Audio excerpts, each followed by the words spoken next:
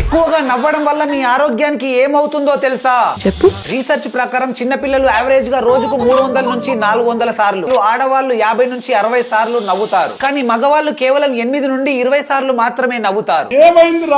Smile చేయడం వల్ల dopamine, serotonin and endorphin వంటి హార్మోన్స్ రిలీజ్ అయ్యి హ్యాపీనెస్ అండ్ రిలాక్సేషన్ వస్తాయి. ఫోకస్ అండ్ క్రియేటివిటీ పెరుగుతాయి. ఈవెన్ ఫేక్ స్మైల్ చేసినా కూడా మీ బ్రెయిన్ నమ్మి హ్యాపీ హార్మోన్స్ ను రిలీజ్ చేస్తుంది. ఒక చిన్న స్మైల్ కూడా 10 నుండి 12 ఫేషియల్ మజిల్స్ ని యాక్టివేట్ చేస్తుంది.